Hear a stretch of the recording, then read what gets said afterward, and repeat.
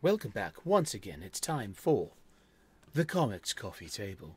That's right, the program in our series of books that are made strictly of comics. They're available here at our very own coffee table. It's tea time, 3 p.m. Bring biscuits. Pull up a chair and join us. That's the BBC bootleg version of the show, or maybe it's ITV. or Sky. I just would it be BBC Ocho? Hopefully, that's what I'm shooting for.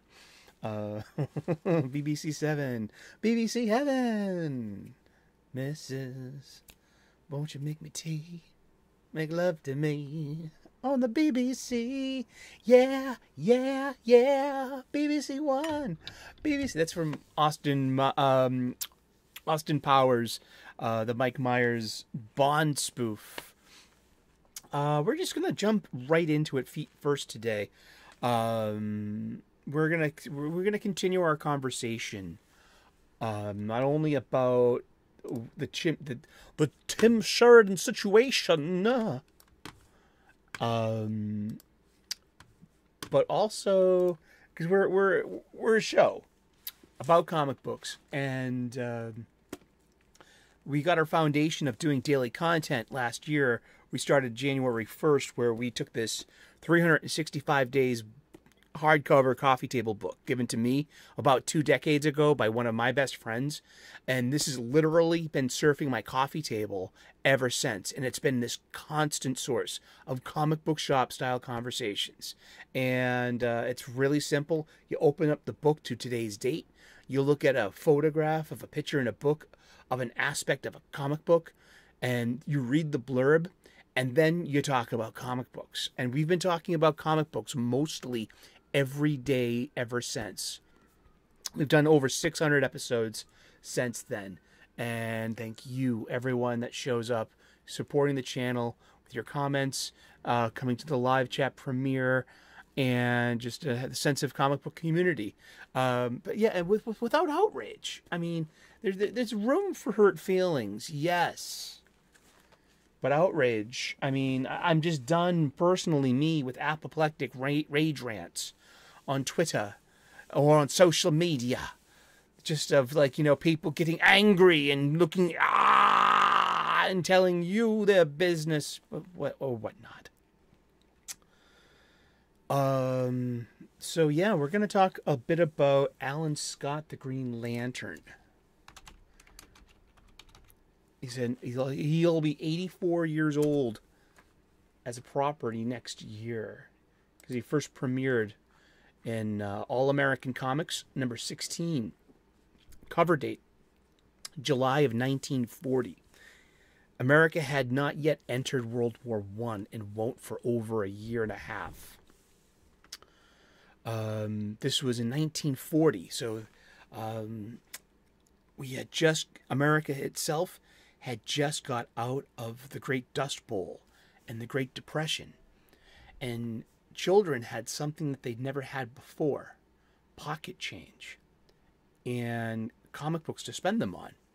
They were 10 cents. They were 60 pages, filled with advertisements. They're very anthology, so, just a lot, and some prose stuff. I'm very grateful for the recent facsimile editions from Marvel and DC. They're, DC more like it, because Marvel was timely comics back then, and but I would love to see Captain America #1 as a facsimile. That would be nice. Marvel, put that on the list, please. So yeah, we cut our teeth on Golden Age, and there's nothing more Golden Age than the Golden Age Green Lantern, Alan Scott, and who all the hubbub is about. All right, and I'm going to start the show off with trigger warnings. We're going to use the word gay a lot today. When I say the word gay, it has a capital G. All right, capital G, A-Y. It's a culture, and it defines humans and in society. Yeah, or even in nature too, it could be. I don't have answers. All I have are questions. So I refrain from using the word gay as a pejorative. Small letter G, gay, as in like, you know, you sound like Cartman from South Park. That's gay. But like everything's GHEY, meaning like it's like bro talk for ball busting, and I just think I think that needs to be retired. We need new words. We need a 21st century word to convey how you're feeling about this and while busting your friend's balls, while not kind of maligning gay people. Capital G gay people. So this Alan Scott character has been around since July 1940, so that's probably June, May, April. Had it covered, was on the shelves in April. And it's the Green Lantern. Alan Ladd Wellington Scott, one of the founding members of the Justice Society of America, created by Martin Nodell and Bill Finger, the co-creator of Batman, the eventually legally valid co-creator. He had Alan Scott was a denizen of Gotham. Solomon Grundy was one of his original bad guys from the Gotham swamps. You know what I mean? And that's where that comes from. He had a sidekick named Doiby Dickles, who wore a Doiby hat. Darby Dickles. But that was the Gotham urban accent. I have one. You've heard it plenty of times before. Pre-recorded before a live studio audience of stuffed animals from our Boston studios down the street from the corner. You got it right here. You're welcome here, Sizzle Chest. Tough guy, chowderhead, turkey pockets, however you identify in the grand spectrum of humanity. You are welcome here. Yeah, so Alan Scott's been around for 83 years. He was, long story. Lots of Alan Scott Green Lantern stories, especially after the Silver Age, when you now have a brand new Green Lantern, Hal Jordan. He's from a different universe, so he has a different origin story. He has a different a different attachment to the power to the Green Lantern power itself. And pay attention to that. We're going to put a pin in this, and about we're going to talk about a multiverse variant. So there's a different universe out there, and it may or may not contain a copy of you.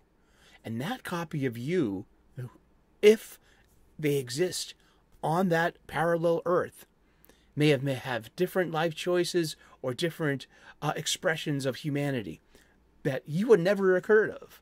So multiverse is like a really splendid, wonderful thing. I love it. And so we have basically 84 consistent years of a specific character. We do. Starting in 1940. Let's look at them real quick. This is from All American Comics number 18, September of 1940. Story by Bill Finger, art by Martin Nodell. This is from the opening of our book. This came from January 7th. But look, it's a splash page. There's your intro page. There's the New York City World's Fair. That's the needle in the sphere. So that's not modern day Las Vegas. It could be, though. If you interpreted that as such, that would be cool. But yeah, this is to identify that this is New York City, about 1939. You know, and or it could be Gotham. I thought it was Gotham myself, but this is so very early in the book. When Alan Scott, a young engineer, becomes the owner of a Green Lantern of mysterious origin, he is told that a ring fashioned from its metal will give him supernatural powers if it is touched to the Green Lantern once in 24 hours. This strange force is based on Alan Scott's own willpower and Scott decides to make use of his mysterious supernatural powers to become a scourge to all evildoers. He becomes known as, in fact, the Green Lantern. And then we see the narrative caption of 2 sequential panels below that. Remember, it's not an actual page from a comic book. It's a photograph of an aspect of a page. So this is interior art. It's not the cover. And, yeah, so this is the Green Lantern we're talking about. He's got a red shirt. He's got green pants. He's got a purple cape, red boots. He's blonde, and he wears a domino mask. And he also, and now we start to get into the accumulation of story over time. What is the bane and the blessing of these long-form storytelling things? It's something called continuity, canon, lore. And over time, they are a blessing and a bane. It's wonderful for the old-time fans before the internet, before everything became a wiki to look up. We would have humans such as myself who have an encyclopedic knowledge of trivial things, such as superpowers, code names, aliases, places of origin, issue numbers, stuff like that, like chapter, verse, year. You know, they used to call me the Google with sneakers, and people would call me with trivia questions if they were like, dude, what's the something like that, you know. But we have 84 publication years of the consistency of this one character. So do you have an expectation of this character? What happens if they did something to completely subvert who you thought this person was in the first place? In a brilliant, stunning allegory, too, I think. Because I don't necessarily object to what's been done with Alan Scott's character recently. In 2011, there was a line-wide wiping clean of the plate. Now we're going to get into comic books and talk about DC theory, multiverse theory, storytelling, story nodes. There are a couple of things that I'm even ignorant about. I'll be completely honest. I know that death metal has so much to do, and Infinite Frontier have so much to do with where we currently are. Where would that be? Dawn of DC, post Dark Crisis on Infinite Earths, where our local multiverse of 52 Earths was expanded back to its pre-1985 form of Infinite Earths. So that we still have a local multiverse, sure, but there's a heck of a lot more iterations of everyone out there. You know, cool different Batman alternates, Superman raised in different places.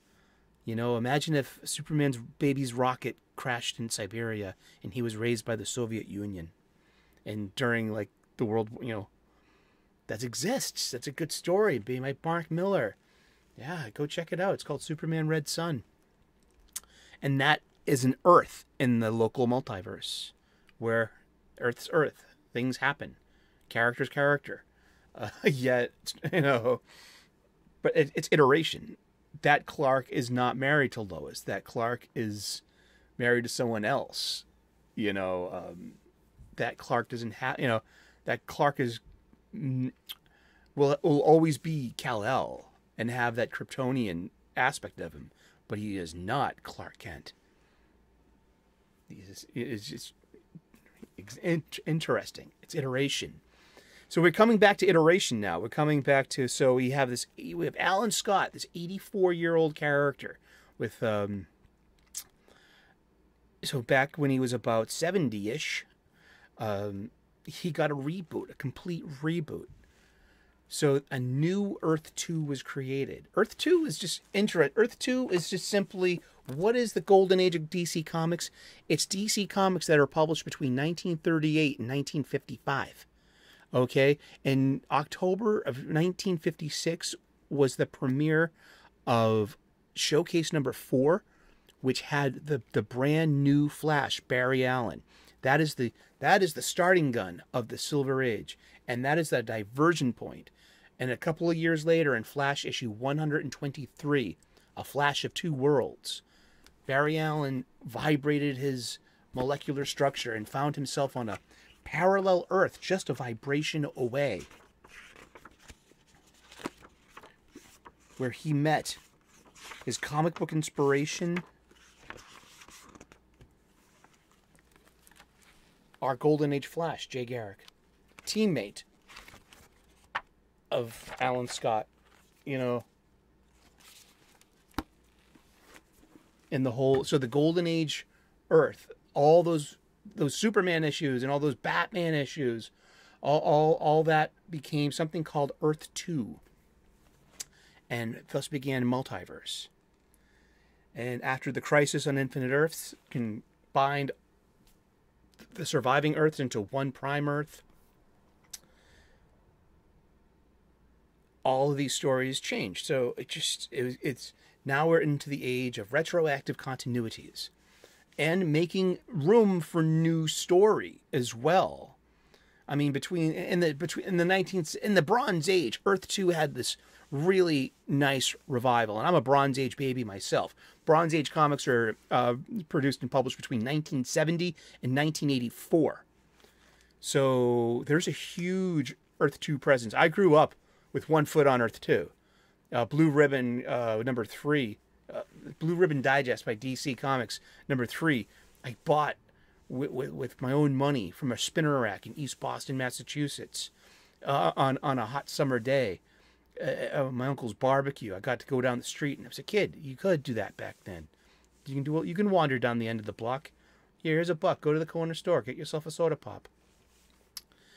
And in that issue, it had a reprint of All-Star Squadron, I think it was, and but it was the first appearance of Power Girl, and Star Spangled Kid grew up, and it showed the adult Robin. And they showed adult Robin before. I mean, seriously, and like, there was adult Robin in late Silver Age Justice League of America. They used Earth 2 a lot. There was a yearly crossover. So there was an older Superman hanging out with the younger Superman. There was the Green Lantern, Alan Scott, the blonde guy with the red, with the red shirt, hanging out with his multiverse, alternate, Hal Jordan, member of the Green Lantern Corps. And that story. And so over time, we've dovetailed Alan Scott into the story. And over time, like such as, through the 70s and 80s, Alan Scott, it was, he'd been part of 2 heterosexual marriages, and he had 2 children from his first marriage, and those were the superpowered Obsidian, Todd Rice, and Jenny Lynn Hayden, otherwise known as Jade, members of Infinity Incorporated, the Earth 2 second-generation superpower team. Yes, Roy Thomas, good shit. 1983, Baxter Paper, I was there for that. Oh, I loved Infinity Incorporated. I was probably 10 or 11 at 12 years old buying Infinity Incorporated, like the first 2 years of that.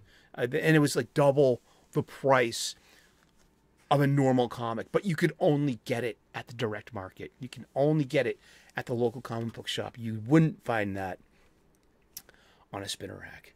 And then Crisis on Infinite Earth changes everything, especially Earth 2. There is no more Earth 2. There was one. History got rewritten by the hand that crafts it all. Basically, the editor-in-chief.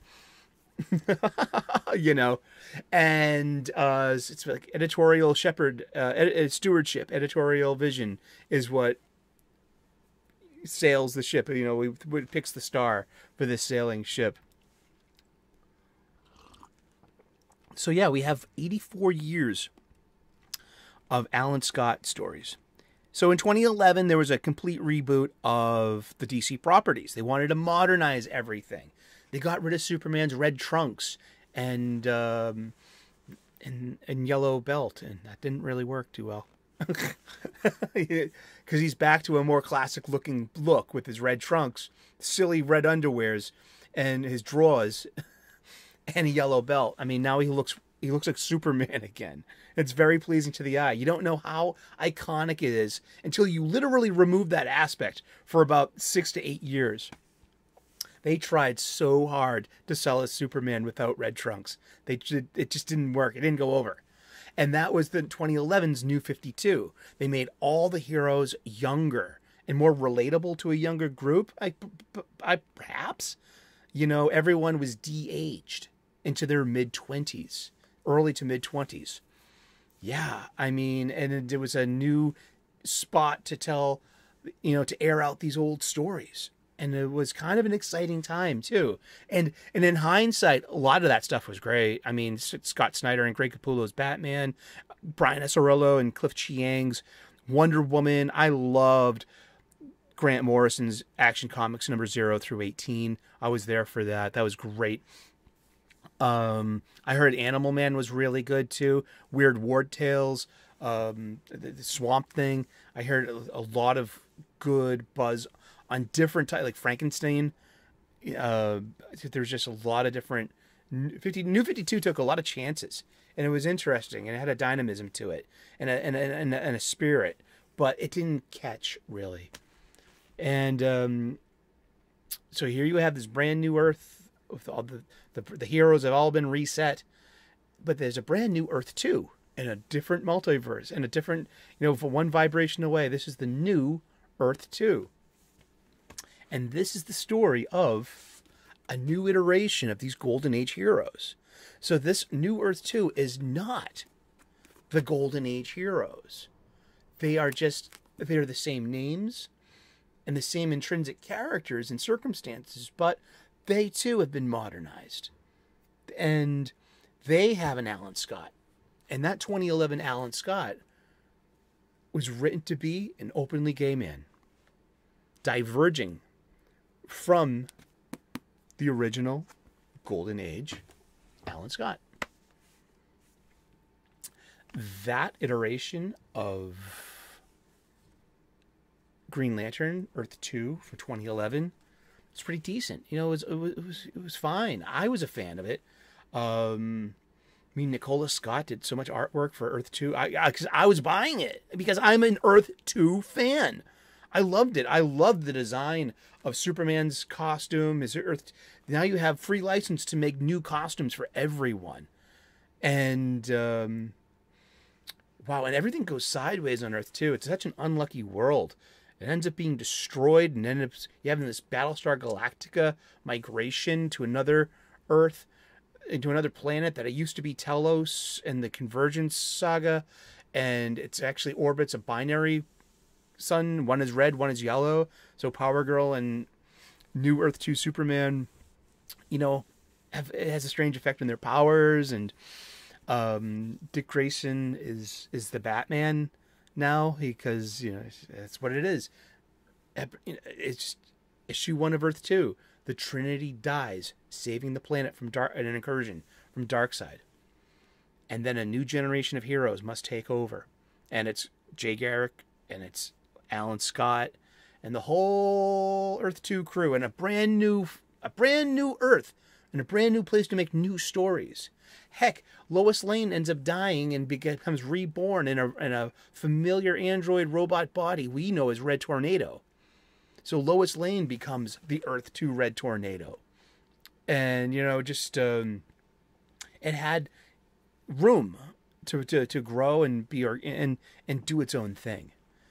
Then I believe that Earth 2 is still out there somewhere. But the original Earth 2 Golden Age heroes that did appear in the 70s and 80s and 90s, and they are back as well. I don't know how. And especially something like Power Girl as well. They've given her new writer license to tinker with her origin and her identity and her agency. And it's just like, how does this fit with existing stories? So this is an iteration of the Golden Age heroes. And in this one, 2 years ago, the decision was made that they're going to carry over the story note of Alan Scott's being gay to the traditional iteration. And that is how Alan Scott became gay. And this is where we come to the Tim Sheridan issue number 1 that comes out this Wednesday. I won't buy it. I'm sorry. He blocked me on Twitter for being part of this dynamic comic book shop style conversation. You're intrinsically changing a character and saying that this person's been closeted the entire time, which is actually kind of brilliant. I think it can totally work. But to expect, just like wait a second, this guy's literally, so Earth 2, 2011, New 52, Earth 2, Alan Scott is an iteration of the original, who up until then had a 70-year publishing history of have 2 marriages and children. But also, that's the whole point of living a closeted life too. People did that in the 20th century. This is true. You always heard these stories. And so is it impossible for for Alan Scott to not be a father? No, it's completely possible. I just think it turns his faithful relationships into a melodramatic sad note that he's actually not living his most authentic life, and that he's been lying to Molly all these years. I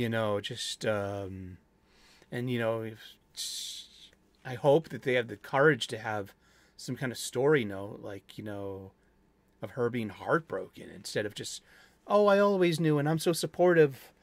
Maybe they could have the courage to show, this, I thought I knew, but I got, her to be just, why not? That's melodrama, and that's good B story. Maybe she can go back to being a bad guy, the original Harlequin. Who knows? I think just that there's a lot to do, because we talk about secret identities in comic books all the time, and there's nothing more of a secret identity than living this double life of the 20th century American gay closet. Capital G, capital C, gay closet. You know what I mean? That's a cultural thing, and that's a phenomenon. That's history, and that happened. But now we're in the 21st century. I don't think that here, in the West, is the closet necessary anymore. I guess it's a personal decision, but for the thing about normalization is changing culture a bit to be, hey, we need to accept our loved ones and their loved ones. There's nothing wrong with that. These are noble goals. And, these are societal things. These take, compact between people and their mores and their beliefs.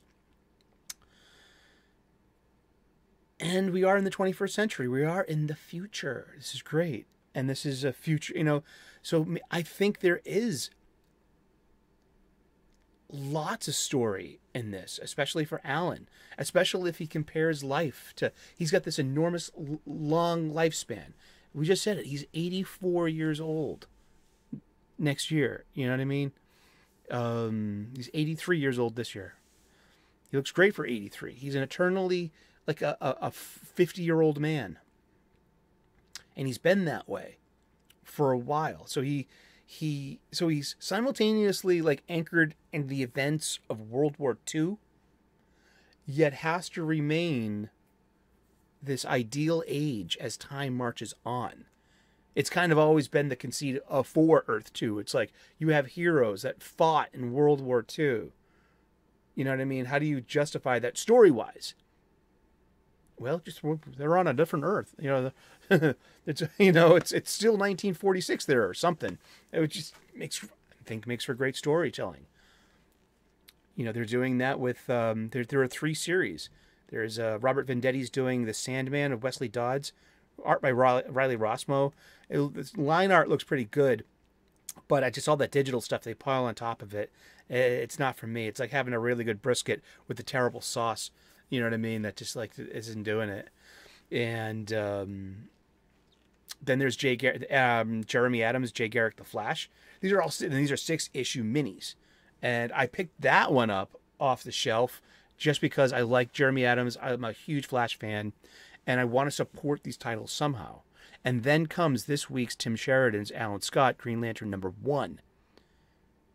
And am I going to buy that and give it a chance?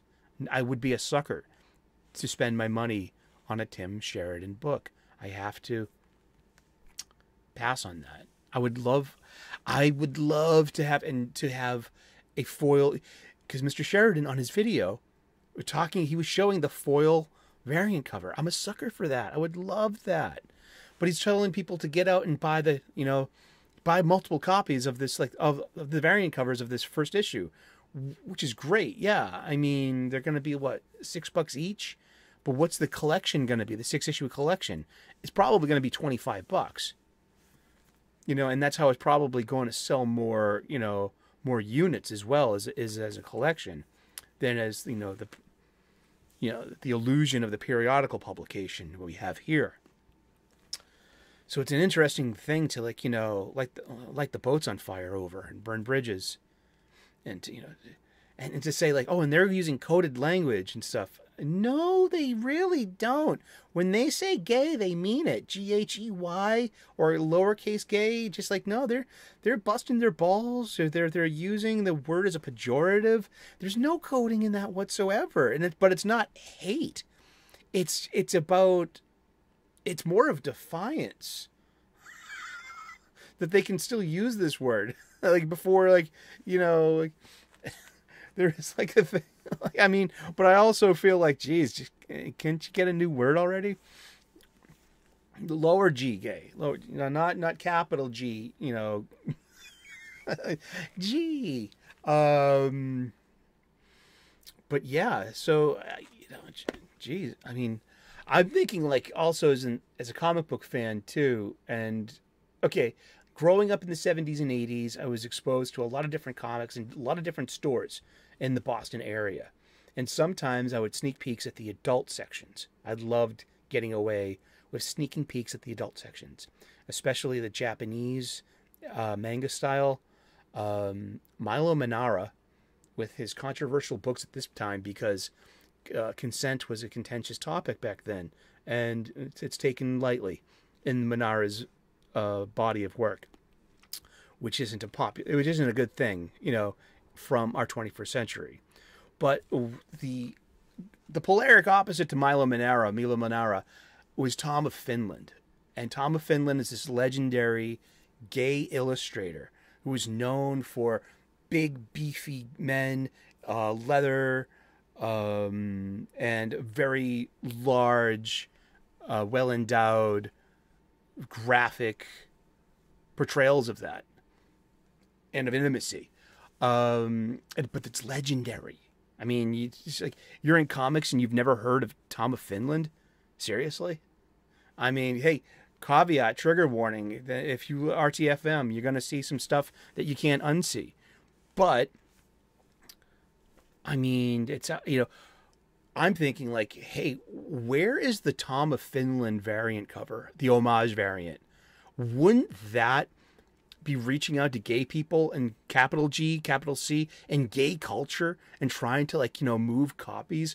I mean, I'm thinking like an editor is like, I would do a 1 in 50 because, well, Tom of Finland's passed away, but to do something in that style, that evocative style, like it's a 6-issue mini, and you had 6 of these variant covers like that directly appealing to the market that you're selling this to, because you're not selling this to old fans. You're not changing that story note to satisfy anyone but a new reader, and especially of old readers are old readers. You know where they're coming from, and pushing back on them just like with bigotry and claims of bigotry and H8 groups are just gosh. it's really flimsy leveraging. I think the data's crummy to support that. The data is probably just as strong that you could be oversensitive, and the data is also very strong that you could be part of the problem if you're putting all this attention on them and decrying them all the time. I mean, just like people hate that response when they're like, don't you realize how much part of the problem you are by giving it your attention and just, what are you trying? What are you trying to do? Fix them or leverage them, to take away their platform? Is it? That is really, I mean, I don't know. Fuck the culture war or not. It's just, I'm culture war celibate. I know it exists and I live around it.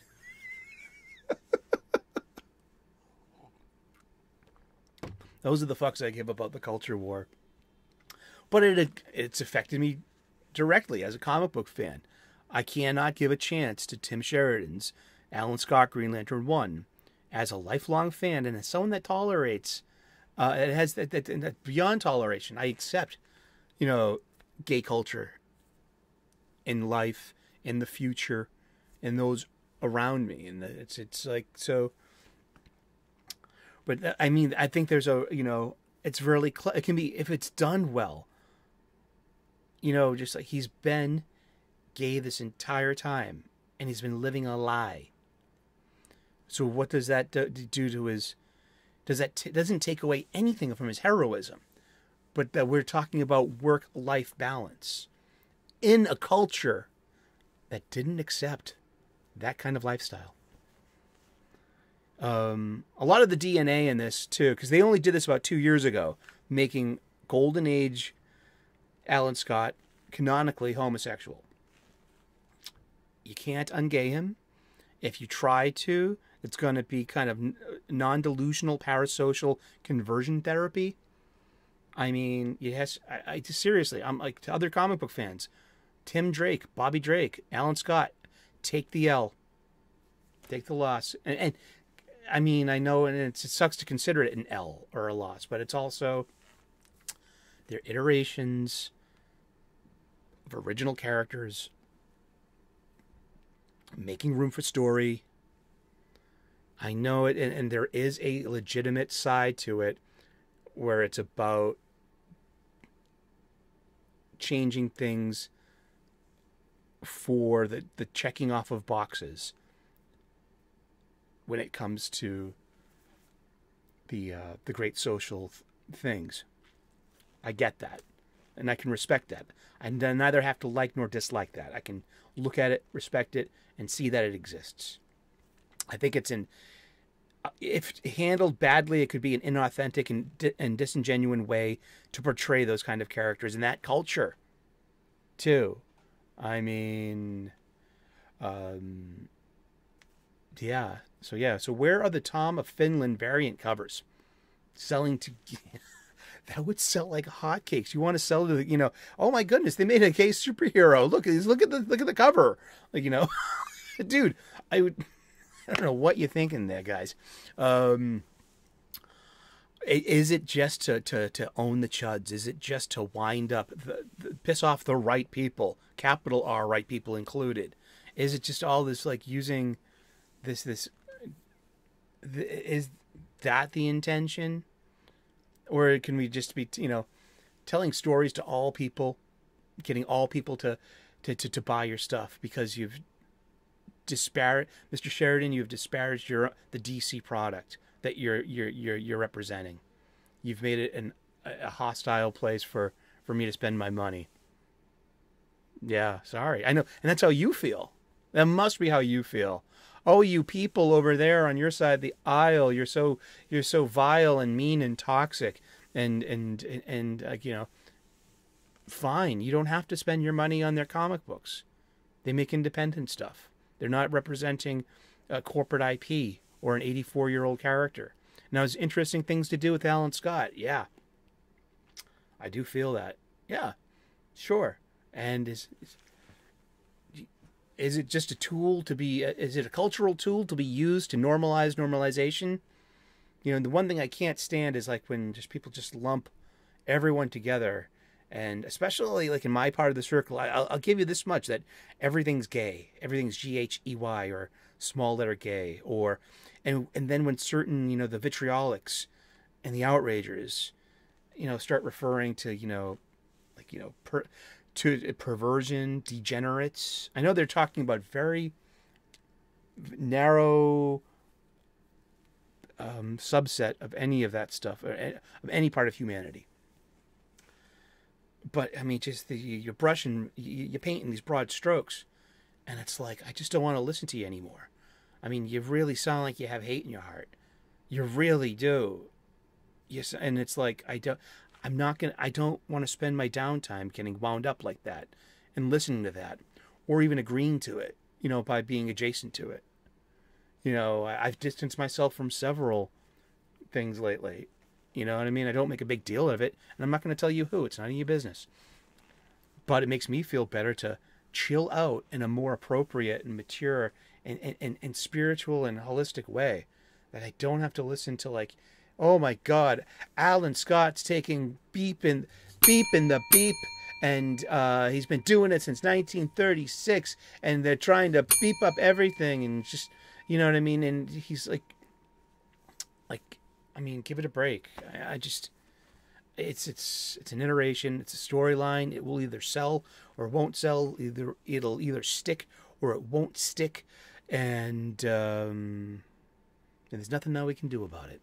And that's that, as was said in Scorsese's Goodfellas. But yeah, that's just, airing out Alan Scott. What's wrong with this? What's wrong with Tim Sheridan? You've just turned off hundreds, thousands perhaps of customers. I mean, that would have bought this floppy. I don't know, because you've already been paid. You don't care. I mean, how is that helping the local comic book shop by telling me, like, like you're turning me off as a customer? How are you helping? Who are you helping? Allies. Like, it's all, and that's where it comes with the virtue signal. It's just like, it's not I'm more concerned about the bat signal than a virtue signal. We're going to leave it at that. And we've been talking about Alan Scott and the history of Alan Scott. And what is up with Alan Scott? We have our Alan Scott special, coming out special. Seriously. Let's just, it's like I said about Tim Drake. Tim's my little brother, and he can love anyone he wants to love. And if he needs to solve crimes and just be himself. And same goes for even Bobby Drake, Iceman, and now Alan Scott. And it seems like, it just seems that, it has all the trappings of somebody using their power to take, to pick up a bug and to pull off its, wings or its limbs one by one, because like they're the ones in power and they want to watch you squirm. There is an aspect of that too. You have to respect that. It's out there. It really is. There is a schadenfreude to this culture war.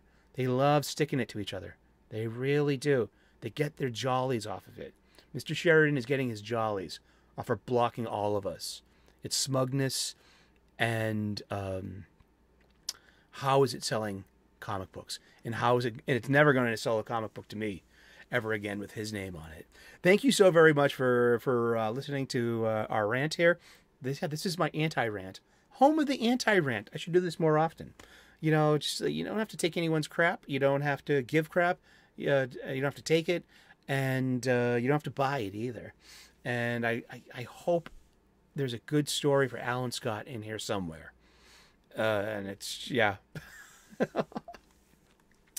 Yeah, exactly. Thank you so very much. God bless. Namaste. Good luck. And we will see you again in those funny pages. Ciao. Bye-bye.